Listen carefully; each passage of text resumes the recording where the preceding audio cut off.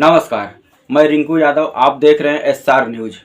आप सबको पता है अयोध्या की एक सीट मिल्कीपुर, जिस पर उपचुनाव हो रहा है आज की डेट में, यानी 5 फरवरी को। कल लोकसभा में अखिलेश यादव उत्तर प्रदेश के मुख्यमंत्री योगी आदित्यनाथ की पूरी तरीके से कलई खोल के रख दी और बहुत बड़ा आरोप लगाया मुख्यमंत्री के ऊपर। और आप सबको ये भी बताते चलूँ कि उसी अयोध्या में एक दलित बेटी के साथ हैवानियत हुई है, उसके साथ बलात्कार हुआ है और उसकी हत्या हो गई है। मुख्यमंत्री योगी आदित्यनाथ मिल्कीपुर के उपचुनाव में कई बार रैली करने गए, लेकिन उस दलित बेटी के घर जाने की जुर्रत नहीं जुटा पाए। और उस दलित बेटी की जब मृत्यु हुई, उसका बलात्कार हुआ, तो उसके घर अयोध्या के सांसद अवधेश प्रसाद पासी जाते हैं, सांत्वना देते हैं परिवार को और न्याय दिलाने का भरोसा दिलाते हैं। उसके बाद एक प्रेस कॉन्फ्रेंस करते हैं और उसमें अवधेश प्रसाद पासी रोते हैं।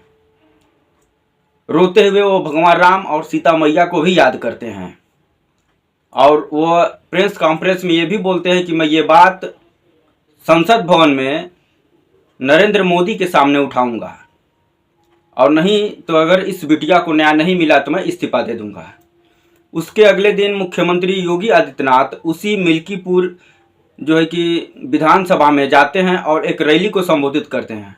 और रैली को संबोधित करते हुए वह समाजवादी पार्टी के ऊपर बहुत बड़ा आरोप लगा देते हैं। आरोप ये लगाते हैं कि उस दलित बिटिया के साथ जो भी जुर्रत किया है, जो भी बर्बरता किया है, अगर जांच की जाएगी तो वो समाजवादी पार्टी के लोग निकलेंगे। समाजवादी पार्टी को मोहित खान पसंद है और जो उस बेटी के साथ बलात्कार हुआ है, हत्या हुई है, उसके भी आरोपी समाजवादी पार्टी के ही होंगे। लेकिन और उसके बाद अवधेश प्रसाद पासी की उस रोने वाले क्लिप पर, वीडियो पर, वह जो है कि मजाक बनाते हैं उसका और बोलते हैं कि ये घड़ियाली आंसू है। समाजवादी पार्टी के लोग और उनके जो कार्यकर्ता हैं, नेता हैं, उनके कुत्ते की दुम में कभी सीधी नहीं होगी। तमाम प्रकार के आरोप लगाते हैं। उसके बाद जब अवधेश प्रसाद पासी रोते हैं तो शायद इसके डर से और मिल्कीपुर का जो उपचुनाव हो रहा है विधानसभा का, जब भाप जाती है भाजपा और मुख्यमंत्री, उनको लगता है कि जब वहाँ का सांसद उस बेटी के घर जाता है, उससे मिलता है, उसके बाद प्रेस कॉन्फ्रेंस करता है, उसके लिए रोता है, तो ये लोग डर जाते हैं। उसके बाद उत्तर प्रदेश पुलिस एक्टिव होती है और 24 घंटा के अंदर उन तीनों आरोपियों को अरेस्ट कर लेती है। जब अरेस्ट करती है तो पता ये चलता है कि इन तीनों आरोपियों का जो है कि नाता समाजवादी पार्टी से है ही नहीं। तो अब सवाल ये बनता है कि क्या मुख्यमंत्री जब उस रैली में भीड़ के सामने ये आरोप लगा रहे थे समाजवादी पार्टी के ऊपर कि वो तीनों जो पकड़े जाएंगे आरोपी, वो समाजवादी पार्टी से उनका नाता होगा, लेकिन जब वो पकड़े जाते हैं तो उनका समाजवादी पार्टी से कोई नाता नहीं होता है। तो क्या अब मुख्यमंत्री भरी सभा में समाजवादी पार्टी से माफ़ी मांगेंगे? समाजवादी पार्टी के नेताओं पर जो इतना बड़ा आरोप लगा दिया, क्या उससे वो माफ़ी मांगेंगे? उधर अखिलेश यादव कल लोकसभा में उत्तर प्रदेश के मुख्यमंत्री योगी आदित्यनाथ को अब तक का सबसे बड़ा झूठा मुख्यमंत्री करार दिया और उन्होंने कहा कि यदि मुख्यमंत्री 40 करोड़ लोग महाकुंभ में आएंगे, लेकिन उनकी तैयारी 100 करोड़ की थी, तो 8 से 10 करोड़ लोगों के जुटने पर ही भगदड़ क्यों हो गई? व्यवस्थाएं तो 100 करोड़ की थी। और अखिलेश यादव ने सभापति से ये भी बोला कि यदि ये बात झूठी है तो मैं इस्तीफा दे दूंगा। उसके बाद योगी आदित्यनाथ का एक ट्वीट आता है और उसमें वो बोलते हैं कि जो अखिलेश यादव हैं वो मेरे बातों को तोड़ मरोड़ कर झूठा प्रचार कर रहे हैं।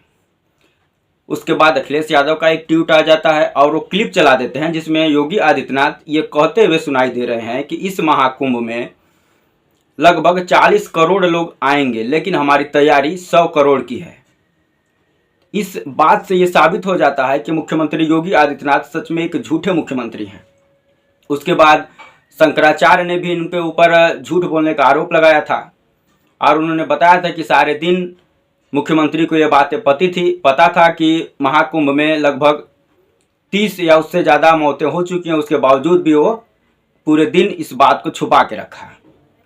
और एक शंकराचार्य ने तो उनसे इस्तीफा भी मांगा था, ये बात आप सबको भी पता होगा। लेकिन जो मौतों का आंकड़ा है, लोकसभा में अखिलेश यादव ने यह भी मांग की कि जो मौतों का आंकड़ा है, जो सच में लोग गायब हुए हैं, वो सब जो आंकड़ा है वो जारी किया जाए। उत्तर प्रदेश की सरकार ये आंकड़ा जारी की है कि महाकुंभ में भगदड़ के दौरान 30 लोगों की मृत्यु हुई है, लेकिन जो वहाँ पर खोजो पाओ केंद्र बना है, वहाँ पर लगभग 1500 लोगों की गुमशुदगी की रिपोर्ट दर्ज की गई है।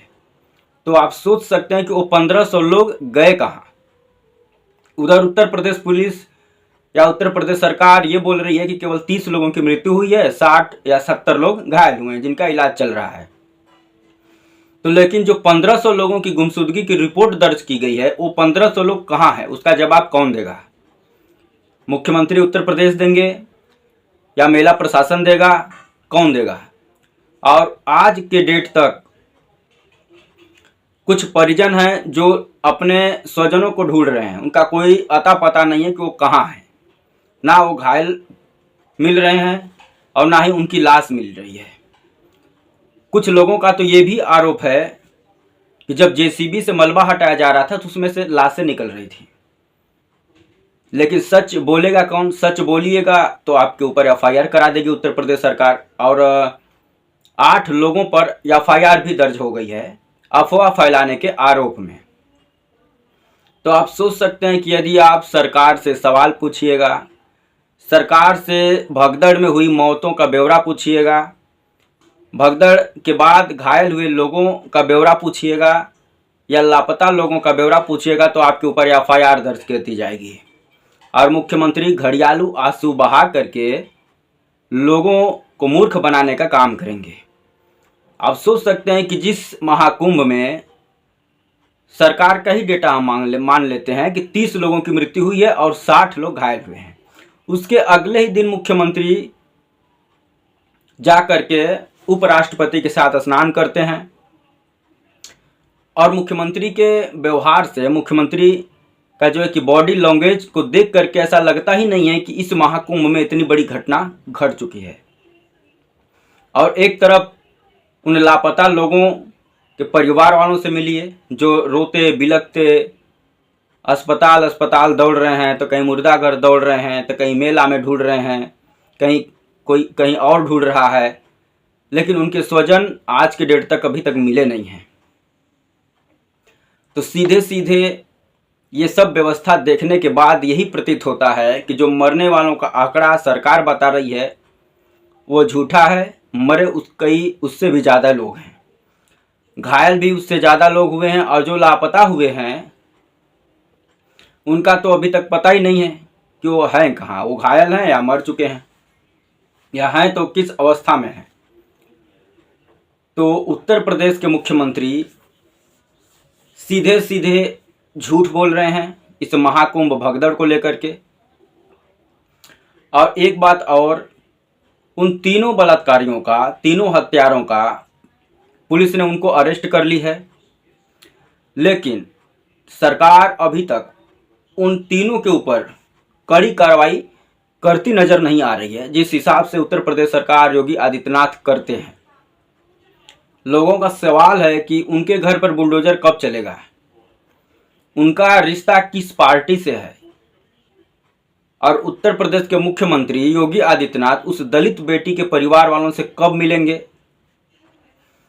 ये तमाम सवाल है। क्या कुंभ मेला में ही बिजी रहेंगे या प्रदेश का और भी जो व्यवस्था है, जो और हाल है प्रदेश के लोगों का, उस पर भी ध्यान देंगे। तो तमाम ऐसा सवाल है उत्तर प्रदेश सरकार से, माननीय योगी आदित्यनाथ से। और आज मिल्कीपुर में उपचुनाव हो रहा है। शासन के लोग, प्रशासन के लोग निष्पक्ष चुनाव यदि कराएंगे तो जिस हिसाब से वहाँ पर ग्राउंड रिपोर्टिंग कुछ पत्रकारों द्वारा हुई है और जो हवा निकल करके आई है, उसको देखते हुए यही लग रहा है कि समाजवादी पार्टी मिल्कीपुर का उपचुनाव जो है वह भारी बहुमत से जीत रही है। लेकिन शासन प्रशासन किस प्रकार से पिछले उपचुनाव में कुदनकी में किया था वो आप सब लोग जानते होंगे कि वोटरों के ऊपर किस प्रकार से पुलिस वालों ने पिस्टल ताना था, उनके गली के सामने बांस लगा करके रोक दिया गया था ताकि वो जा करके वोट न दे पाएँ। और इस मिल्कीपुर में भी बहुत से ऐसे लोग हैं जिनको रेड कार्ड प्रशासन के द्वारा दिया गया है। तो अब तमाम जो कि समाजवादी पार्टी की तरफ से आरोप प्रत्यारोप लगाए जा रहे हैं चुनाव आयोग के ऊपर, उत्तर प्रदेश शासन प्रशासन के ऊपर, सरकार के ऊपर। अब वोटिंग हो रही है, रिजल्ट 8 फरवरी को आएगा, तब समझ में आएगा कि क्या हुआ है क्या नहीं हुआ है। तो दोस्तों, आपका क्या राय है? उत्तर प्रदेश के मुख्यमंत्री झूठ बोल रहे हैं या कुछ छुपा रहे हैं? इसके बारे में आप कमेंट कर ज़रूर बताएं। क्या योगी आदित्यनाथ समाजवादी पार्टी से माफ़ी उनको मांगना चाहिए या नहीं? इसके बारे में भी कमेंट में ज़रूर बताएं। उस दलित बेटी के घर उसके परिवार वालों से इनको मिलना चाहिए या नहीं? इसके बारे में भी कमेंट कर ज़रूर बताएं। और ऐसे ही तमाम खबरों के लिए हमारे चैनल पर बने रहें। वीडियो अच्छा लगे तो लाइक कर दें, चैनल पर अगर नए हैं तो सब्सक्राइब कर दें। जय हिंद, वंदे मातरम।